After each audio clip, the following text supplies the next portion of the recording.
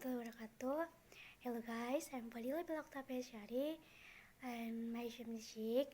I'm from TWFRC and hari ini aku akan membahas mengenai simple future perfect dan future perfect continuous.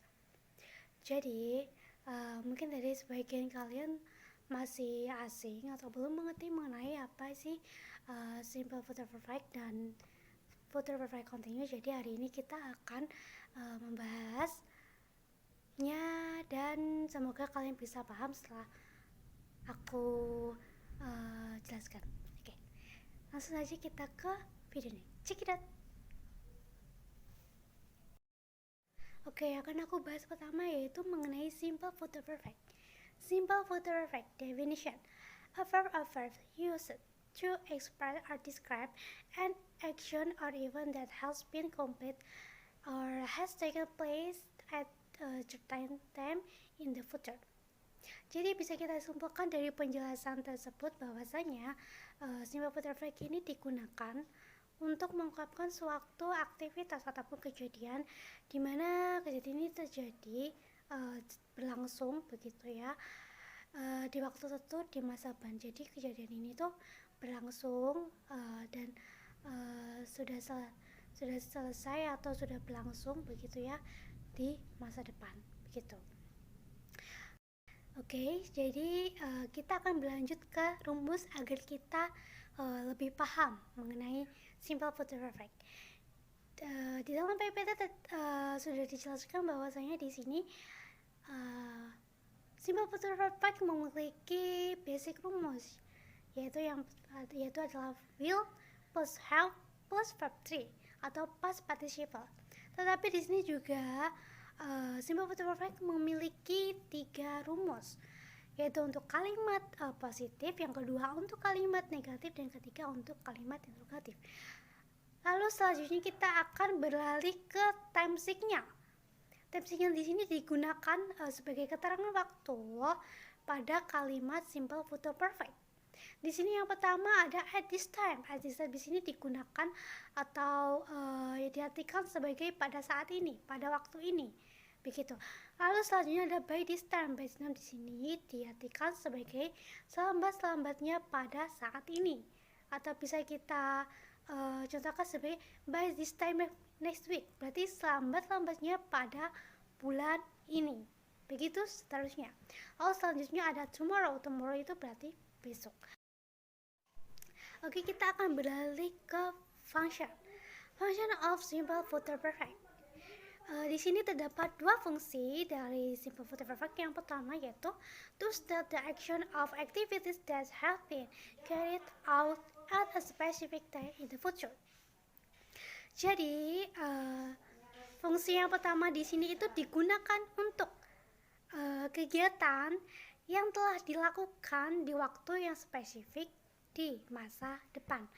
Seperti contoh yang pertama, and this time next week I will have finished my cooking first. Di sini dia menyebutkan bahwa saya telah menyelesaikan kursus memasak saya saat minggu depan ini.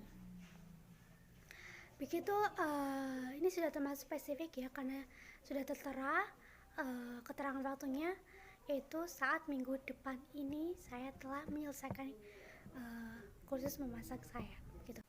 Lalu selanjutnya pada fungsi yang kedua yaitu to reveal the action of an activity that will already be complete before other activities are carried out at a certain time in the future. Jadi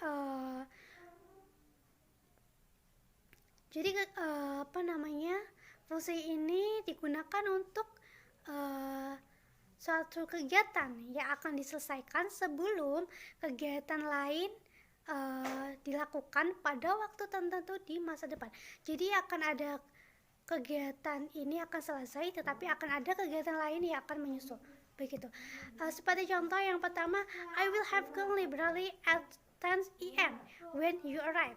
Saya akan pergi ke perpustakaan pada jam 10 pagi ketika Anda.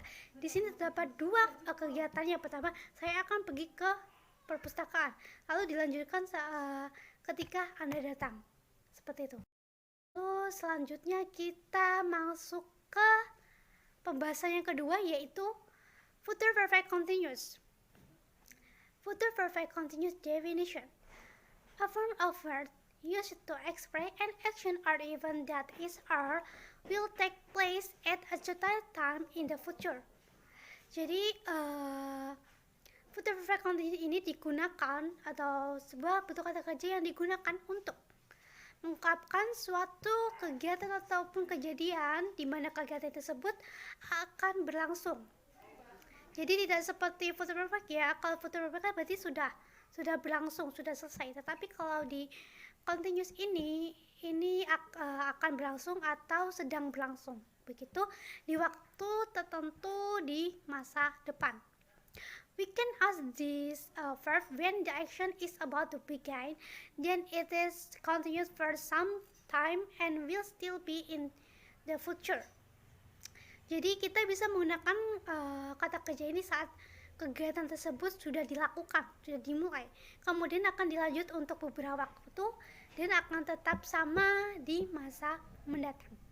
Oke, kita langsung menuju ke rumus. Sama seperti future perfect, di sini future perfect continuous juga memiliki basic rumus, yakni will plus have plus been plus verb ing atau present participle. Juga sama seperti future perfect, di sini juga terdapat 3 rumus untuk kalimat negatif, kalimat positif, dan kalimat interrogatif.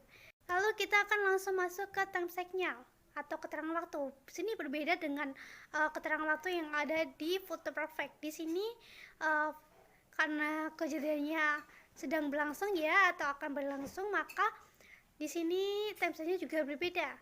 Jadi yang pertama ada by the end of this year atau bisa diartikan sebagai di akhir tahun ini. Lalu yang kedua adalah by next. Di sini contohnya seperti by next January, during the day atau siang hari. Lalu ada for a week atau for hours, selama seminggu atau selama 1 jam. Lalu selanjutnya ada this time tomorrow, kali besok ini, dan seterusnya. Kita akan beralih ke function. Di sini future perfect continuous juga memiliki fungsi, yaitu terdapat 2 fungsi. Yang pertama yaitu to state an event or activity that is or will take place for some time in the future. Untuk contohnya yang pertama, I will have been living in Bali for 5 years by next year. Saya akan tinggal di Bali selama 5 tahun menjelang 6 tahun. Gitu. Jadi ini kan kegiatannya akan berlangsung ya, berarti dia akan tinggal di Bali selama 5 tahun dan akan berlangsung lagi selama 6 tahun. Gitu. Oke, jadi untuk fungsi yang kedua yaitu to state an event that will occur at time that is being done is the past but is continuing in the future. Jadi untuk fungsi kedua ini digunakan untuk kegiatan yang sudah berlangsung di masa lampau tetapi tetap berlanjut di masa depan. Untuk contoh yang pertama yaitu Sonia will have been visiting her grandmother for a month by the end of this year. Yaitu Sonia akan mengunjungi neneknya selama sebulan pada akhir tahun ini. Nah, berarti Sonia ini melakukan kegiatan yang dilakukan pada masa lampau, tapi tetap berlanjut di masa depan dengan mengunjungi neneknya selama sebulan pada akhir tahun ini dan tetap berlanjut di masa yang akan datang nanti. Gitu. Lalu selanjutnya yaitu contoh kedua, we will have been cleaning the house all day by the time he return. Saya ulangi, we will have cleaning the house all day by the time he return. Jadi kami akan membersihkan rumah sepanjang hari saat dia laki-laki kembali. Jadi di contoh kedua ini ia membersihkan rumah sepanjang hari, berarti saat kejadian lampau dia juga seperti itu atau sudah dilakukan di masa lampaunya, lalu tetap berlanjut saat di laki-laki ini kembali, begitu. Oke guys, itu saja yang ingin aku sampaikan. Semoga apa yang aku sampaikan bisa masuk ke kalian dan kalian bisa memahami mengenai pembahasan hari ini. Dan I apologize if there are any mistake. Thank you so much for watching this video. I hope aku berharap semoga apa yang aku sampaikan bisa bermanfaat bagi kita semua. Oke, hanya itu saja. Wassalamualaikum warahmatullahi wabarakatuh. See you guys. Bye bye.